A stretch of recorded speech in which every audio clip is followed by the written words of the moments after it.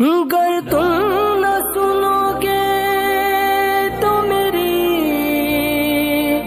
कौन सुनेगा।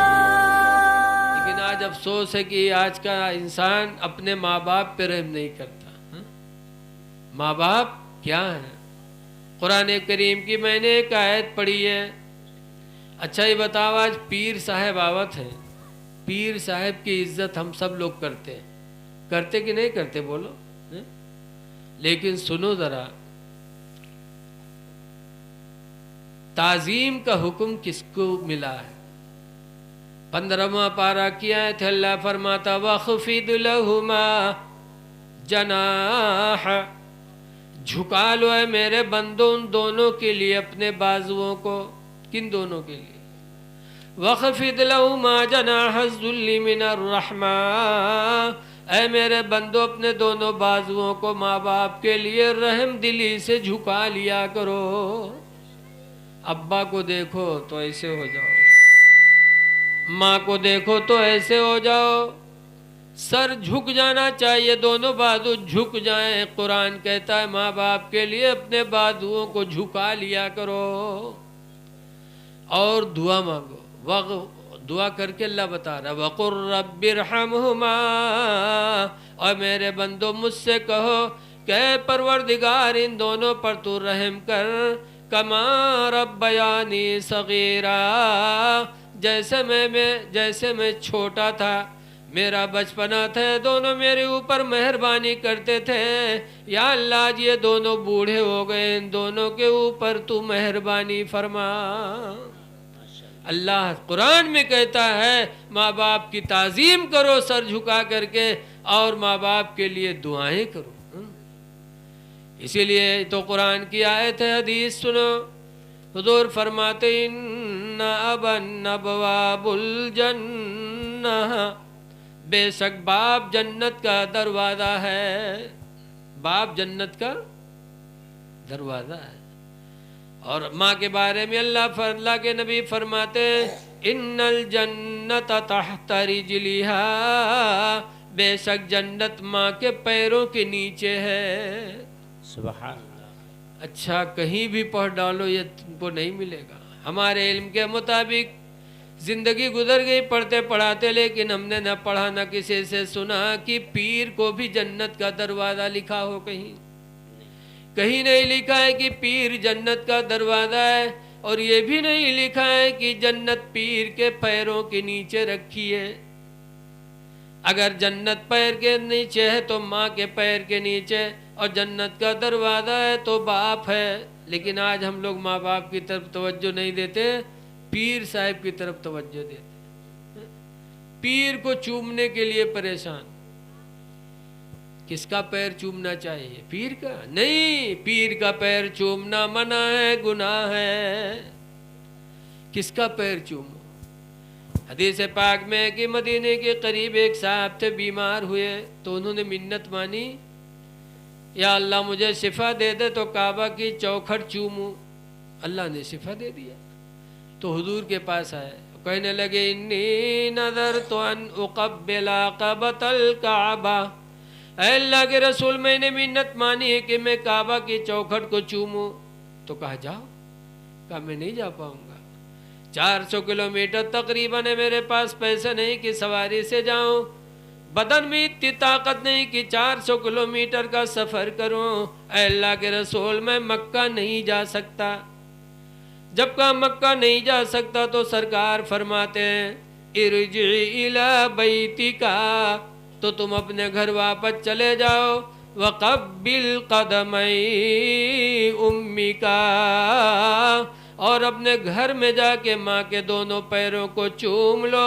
अल्लाह तुम्हें काबा की चौखट के चूमने का सवाब अता फरमाएगा। माशाअल्लाह। माँ का पैर चूमना हदीस से साबित कि माँ का पैर चूमो तो गोया कि तुम काबा की चौखट चूम रहे हो। लेकिन माँ का पैर कोई नहीं चूमेगा। पीर साहब के पैर चूमिए, और चूमे के लिए इतना परेशान नहीं है। हमारे यहाँ नानपारा में बरेली शरीफ से मुफ्ती अरसलान मियाँ आए, तो ननपरिया उनका चूमे खातिर रत्ता टूटे, कि हमरे एक मौलाना अलीमी साहब है, उनका दबाए दीन दीवार में उनके पसूरी पिराइला। अब बताओ, यही होना चाहिए है? मसला है कि हाजी हज करने जाए और काबे का तवाफ करे, और तवाफ करने के बाद एक पत्थर है उसमें जिसका नाम है हजरे अस्वद, जिसको अल्लाह के रसूल ने चूमा है। क़यामत के दिन अल्लाह उसको आँख अता करेगा, उसको ज़बान अता करेगा। हदीस पाक में है कि युबसो यौमल क़ियामा वलहू लिसानुन, क़यामत के दिन अल्लाह उस पत्थर को उठाएगा और उसकी ज़बान होगी, वलहू शफ़तैन, और उसके 2 होंठ होंगे, वलहू ऐनानी, और उस हजरे अस्वद के 2 पत्थर होंगे, वो अपने चूमने वालों की शफाअत कराएगा। बेशक इतना अजीम पत्थर मेरे नबी ने चूमा है। लेकिन मसला है कि हाजी हज करने जाए और खाने काबा का तवाफ़ करके जब चूमने की बारी आए तो अगर धक्का लगने का डर हो कि भीड़ है धक्का लगेगा, तो इस्लाम कहता है चूमो ना, दूर ही से उधर हाथ करके अपने हाथ को चूम लो, अल्लाह तुम्हें हजरे अस्वद के चूमने का सवाब अता फरमा देगा। सुभान अल्लाह, माशाअल्लाह। हजरे अस्वद को चूमने के लिए किसी को धक्का मारना जायज नहीं है, तो पीर को हाथ चूमने के लिए धक्का मारना है? बिछिया बाबा, बिछिया में एक बाबा आ रहा है, बाबा हुजूर, आप लोग सुने हुई हो। बोलो भैया कि बहुत दूर रहा तो। अरे बम्बई, कलकत्ता, दिल्ली, सुल्तानपुर, बनारस के लोग आते थे बिछिया, बहुत शिफा मिलती थी बाबा के हाथ से। जो भी बीमार जाता था हारी लगावत रहा, बठिकाए जात रहा। हम एक दफ़ा बीमार हुए बहुत, नानपारा त्रिपाठी डॉक्टर को दिखा, इतनी दवा लिख दिया, लेके गए घर में, बीवी देखी तो नाराज़ होने लगी, इतनी दवा खाओगे खून जल जाएगा। वो पकड़ ले गए बाबा के पास, बिछिया औरतन का बाबा दही से बड़ी अकीदत होती, पकड़ ले गए, हुआ गए, बाबा अपने हाथ से एक केला दीन और केला खावा, अल्लाह की मर्जी उसे से शिफा मिल गई। सारी दवा मैंने त्रिपाठी के वहाँ जाके मेडिकल पे वापस कर दिया। बहुत मजदूब थे, अल्लाह वाले थे, जलसा कराते थे, तकरीर करवाते थे, बुलाते थे, लेकिन हमने उनका चेहरा नहीं देखा कभी। हमेशा बाबा बिछिया वाले ऐसे रहते थे, ऐसे इसको छुपाए रहते थे। जंगल वालों ने मना किया कि यहाँ कुछ आप स्थान नहीं बना सकते जंगल की ज़मीन पे, तो रायबोझा स्टेशन पे 5 बीघा ज़मीन लेकर के उनके मानने वालों ने मकान बनाया, आज भी बना हुआ है। जब बन के तैयार हुआ तो जलसा हुआ, लाखों का मजमा, बनारस, सुल्तानपुर, कहाँ गोंडा, बस्ती, सब कहीं से लोग आए थे, और पूरा इलाका, लाखों का मजमा, कि आज बाबा बिछिया से हिजरत करके रायबोझा आएंगे। जलसा हो रहा था, लेकिन सबकी निगाहें बस मिहीपुरवा की तरफ कि अभी इधर ही से आएंगे, इधर ही से आएंगे। और हल्की ठंडक थी, जलसा देखे एक बुढ़ू ऐसे गल मच्छर लगाए आवत रहे, बस लोग देखिन बस समझिन उन्हीं में बस टूट पड़े सब बाबा। अब उनका ऐसा पकड़ पकड़ चूमे लागे, गिराए लिहनु कहे अल्लाह कसम हम न होए, खुदक वास्ते छोड़ दो हम बाबा न होए, कसम खाएं, लेकिन लोग माने नहीं, वही में गोंज गांज डाली। पुलिस आई, एम्बुलेंस आए, तब उनका उठाई लेके गए अस्पताल में, तब उनके होश आवा। अल्लाह जाने सुन्नी लोग चूमे चाटे खातिर रत्ता परेशान रहा थे। चूमने से थोड़ी होता है कुछ। अगर कोई पीर आए, नेक पीर हो, तो उसके अमल को अपनाओ, उसके किरदार को अपनाओ, सोचो कि अल्लाह ने इनको कैसी इज्जत दे दी है, वो काम हम भी करें। लेकिन आज अफसोस है तो ऐ लोगों, माँ बाप की कदर करो। बाप जन्नत का दरवाजा है, बाप का पैर नहीं दबाएंगे।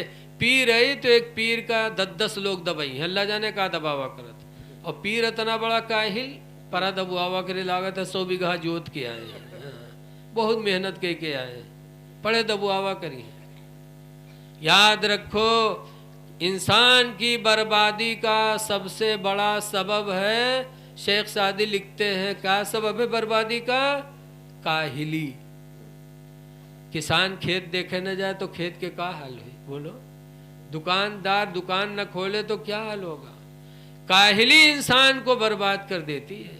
पीर साहब इतने बड़े काहिल, नमाज पढ़े न जी हैं, मुरीदन से पैर दबावा करी। अरे हमने तो सुना है 2 ठोरे काहिल रहे सफर की हिन, स्टाफ की दोस्ती होते, जैसे मौलवी मौलवीन दोस्ती, शायर शायर के दोस्ती, हाजी हाजी की दोस्ती, ऐसे काहिल काहिल के दोस्ती।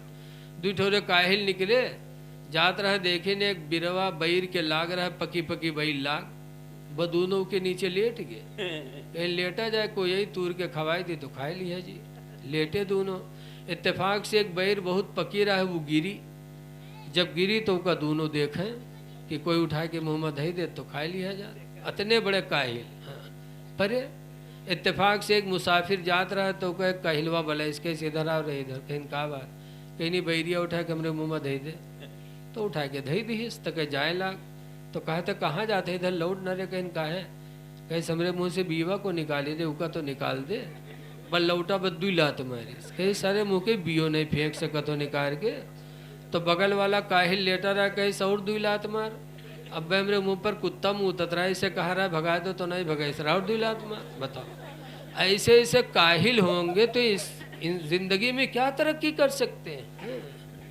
ऐ लोगो, इस्लाम कहता है मेहनत करो। मस्जिद में नमाज पढ़ने जाओ तो मस्जिद में पढ़े न रहो।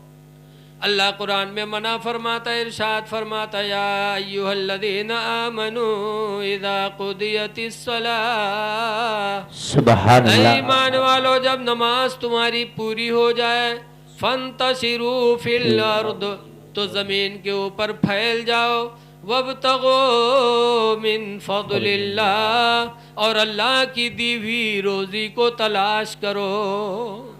अल्लाह कुरान में हुक्म देता है पढ़े न रहो। मस्जिद में जब पढ़े रहने से मना फरमाया तो घर में रहने से कहाँ नहीं मना कर। नमाज अदा हो जाए, नमाज अदा करने के बाद अल्लाह की ज़मीन में फैलो, रोजी तलाश करो, इसलिए कि रोजी तलाश करना भी इबादत ही है। हुजूर के पास एक नौजवान पहुंचा, कहा अल्लाह के रसूल मुझे बड़ा अफसोस रहता। कहा क्यों? कहा मैं गरीब आदमी हूँ, जब कोई मालदार नमाज पढ़ता मैं भी पढ़ लेता, जब कोई मालदार कुरान पढ़ता मैं भी पढ़ता, जब मालदार रोज़ा रखता मैं भी रखता, जितना सवाब मालदार को मिलता उतना हमें भी मिलता है। लेकिन अल्लाह के रसूल, जब कोई मालदार अपने माल को अल्लाह के नाम पर सदका करता है तो सदक़े का सवाब पा जाता, और मैं गरीब हूँ, गरीबी की वजह से सदका नहीं कर पाता तो सदक़े के सवाब से महरूम रहता हूँ। इसका मुझे सदमा लगा रहता है कि काश अल्लाह मुझे दौलत देता तो मैं भी सदका करके सदक़े का सवाब लेके मालदार की बराबरी कर लेता। लेकिन अफसोस है कि गरीबी है, सदका कैसे करूँ? तो सरकार ने फरमाया तुम गम न करो, जो तुम हलाल रोजी कमा के अपनी बीवी बच्चों को खिलाते हो तुम्हारे लिए सदका ही लिखा जाता है। माशाअल्लाह। पता चला कि जब कोई इंसान हलाल रोजी कमा के अपनी बीवी बच्चों को खिलाता है तो अल्लाह ताला उसको सदक़े का सवाब अता फरमाता है। सुभान अल्लाह। लेकिन आज रिज़्क़ हलाल की तरफ तवज्जो नहीं है, इसीलिए हम लोगों के दिलों से खौफे खुदा निकल चुका। अज़ान होती है, मस्जिदें सूनी पड़ी रहती। सहाबा के दिलों में रिज़्क़ हलाल का जज्बा देखो। एक सहाबी है जिनका नाम है अबू दुजाना, नबी करीम के पीछे मदीने में नमाज पढ़ते मस्जिद नबवी में, और फजर में सबसे पहले निकलते। तो हुजूर ने एक दिन अबू दुजाना को रोका, कहा अबू दुजाना इधर आओ यार, तुम फजर में सबसे पहले जाते हो। कहा अल्लाह के रसूल क्या करूं, मजबूरी है। कहा क्या हुआ?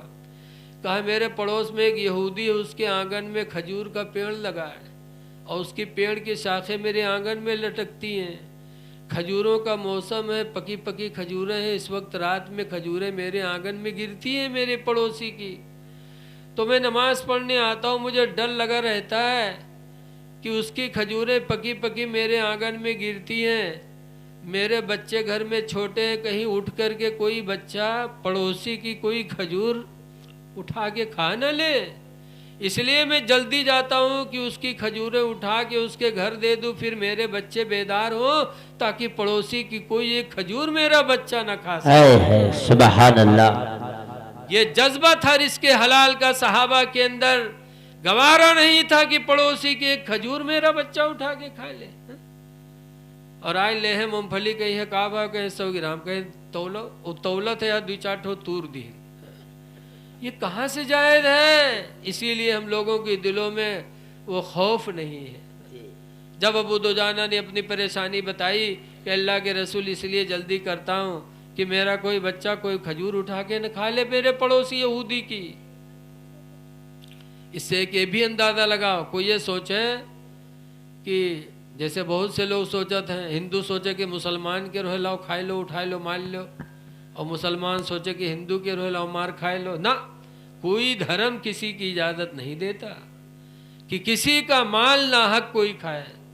अबू दुजाना मुस्लिम थे, वो यहूदी था, लेकिन उसकी एक खजूर अबू दुजाना ने अपने बच्चों के लिए जायज़ नहीं समझा। तो सरकार आए, यहूदी से कहा, यहूदी तू ये पेड़ अबू दुजाना को दे दे, इसके लिए इसको दिक्कत होती है और इसके बदले में हम तुझे जन्नत में बाग अता करेंगे। तो मुसलमान होता मचल जाता, यहूदी था, कहा ना ना मुझे जन्नत की बाग वाग नहीं चाहिए, मैं नहीं दे पाऊंगा। तो हज़रत अबू बकर सहाबी आगे बढ़े, कहने लगे अल्लाह के रसूल अगर इस पेड़ को मैं यहूदी से ख़रीद करके अबू दुजाना को दे दूँ तो क्या वो जन्नत का बाग जो यहूदी को दे रहे हैं वो हमें आप दे देंगे? सरकार ने फरमाया अबू बकर मुबारक हो। तो अबू बकर ने यहूदी से वो पेड़ का सौदा किया, जितना पैसा बताया अबू बकर ने दे दिया और ख़रीद करके मालिक अबू दुजाना को बना दिया। हो गया सौदा। लेकिन यहूदी बहुत खुश कि मुसलमान बड़े नासमझ होते हैं। बताओ, पेड़ हमरे आंगन में ही है, रही हमरे आंगन में, खजूर हमरे आंगन में गिरी है और इनका बेच खरीद लिए हैं, इससे क्या फ़ायदा इनको? बड़ा खुश कि मैंने तो चूतिया बना दिया। लेकिन रवायतों में आता है कि जब रात गुजरी सुबह उठे, जब सुबह हुई तो यहूदी जब बेदार हुआ तो देखता है कि उसके आंगन का जो पेड़ खजूर का था वो उखड़ करके अबू दुजाना के आंगन में लगा हुआ। माशाअल्लाह, सुभान अल्लाह। जब यहूदी ने उस पेड़ को देखा कि जिसका सौदा मोहम्मद ने करवाया था, जिसके लिए सौदा हुआ था, वो पेड़ उजड़ करके उन्हीं के आंगन में चला गया। यहूदी नबी करीम की बारगाह में पहुंचा और कहने लगा, मोहम्मद खुदा की कसम आज मुझे यकीन हो गया कि जब तुम्हारी हुकूमत पेड़ों पे चलती है तो तुम्हारी रिसालत भी कभी झूठी नहीं हो सकती। सुभान अल्लाह, माशाअल्लाह, माशाअल्लाह। यहूदी कलमा पढ़ करके मुसलमान हो गए। सुभान अल्लाह। नारे तकबीर, नारे रिसालत, उलमाए अहले सुन्नत, नारे तकबीर, नारे रिसालत। मेरे नबी की शान बहुत बुलंद थी, लेकिन वहाबी लोग का नहीं देख पाओ थे। वहाबी कहते हैं अरे जी के नाम अली या मोहम्मद वो मालिक मुख्तार नहीं हो तो मजबूर है माज़अल्लाह, इसीलिए कहते या रसूल अल्लाह क्यों कहो। ए लोगो, अल्लाह ने मेरे नबी को बहुत ही सरापा मोजिज़ा बनाया था। लेकिन ये लोग पढ़त हैं लेकिन उनका मानत नहीं है। मनी है वह जो 40 दिन के चिल्लम इनका रटावा जाता। मिलाद शिर्क, या रसूल कहना शिर्क, अल्लाह रसूल कहना शिर्क, यही इनको जो रटाया जाएगा। 40 दिन के चिल्लम वही बकी हैं, चाहे जब तक कुरान हदीस सुनाओ। इनके मिसाल वैसे है, कैसे जैसे बताते हैं कि एक आदमी के शादी है और बीवी रुखसत हो गई और 3 महीना बिहायक भवा कि एक लड़का महतारी हो गया। तो हफ्ता 2 हफ्ता के बाद उनके आदमी के चेहरा मुरझाएगा। तो एक दिन मेहरुआ कहे लगा, आए रे सबके घरे लड़का पैदा होते चेहरा चटक लागत है और हमरे यहाँ जौनी दिन से लड़का वो है तो चेहरा उतरते जाते, का बात है? तो कहे तुमका कहीं गाँव निकला बाफत है, तुमका तो चेहरा काहे उतर जाते? कहीं का है, कहीं 3 महीना बिहायक वो लड़का पैदा होएगा। जहर देखो आ रहे पकड़ पकड़ पूछत है कि अरे 3 महीना बिहायक वो लड़का कैसे होएगा? तो औरतिया कहे तो समझा नहीं पाओ। तो कहीं का समझा दी, जब 9 महीना हो चाहे 3 महीना भी यहाँ धरा है तो हम का बताए दी। तो औरतिया कहते तू है गधा, ये बताओ कि तोरे बिहायक कत्ते दिन हुआ? कहीं 3 महीना और का, कहीं सो हमरे बिहायक, कहीं तुमरो बिहायक 3 महीना हुआ, कहीं सो लड़कवा कत्ते दिन पर हुआ, कहीं वह 3 महीना हुआ। बहुरतिया पढ़े इस पहाड़ा, कहीं जोड़ रे सब कई महीना हो गए रे? 3 महीना हमरे बिहायक होएगा, 3 महीना तोरे बिहायक होएगा और 3 महीना लड़का बहुत सब 9 महीना नहीं हो गए रे। पढ़ाए दी इस पहाड़ा घर में कि आएगा समझ में कहीं हाँ यार ये तो 9वें महीना भवा है। अब गांव वाले पर बहुत खफा कहीं अब सार जो कह दी सुखे खैरियत नहीं है। सवेरे निकला तो कोनो पड़ोसी कुर्ता पकड़ खींचिस के इधर आओ रे इधर ही कस के रे 3 महीना तो रे बिहार गो तो के लड़का कैसे होगा रे बल्लड़ीगा उसे कैसे कहाँ 3 महीना भवा हो 9 महीना तो भवा है 3 महीना हमरे ब्याह होगा 3 महीना मेहरुआ ब्याह होगा 3 महीना लड़का भाव सब 9 महीना नहीं होगी। पूरा गांव एक लंग वो अकेले एक लंग वो है बक्के जो उनके मेहरुआ रटाए दिस। यही हाल देवबंदियों का है। चाहे जितना नबी का मौजिजा बयान करो लेकिन नहीं मानेंगे कहेंगे वो तो मजबूर है। अरे ताकत देने वाला अल्लाह ही है ये बुलंदी देने वाला भी मुस्तफ़ा को खुदा ही है। सुभान अल्लाह बेशक है सब खुदा ही की तरफ से है माशाल्लाह। अल्लाह जिसे चाहे नवाज दे। तो इसलिए मेरे दीनी भाइयों मैं आप हजरात से गुजारिश करता हूँ कि माँ बाप की तरफ तवज्जो दो और इस्लाम लाने के बाद सबसे अहम चीज़ जो हमारे आपके लिए है वो क्या है। लेकिन अभी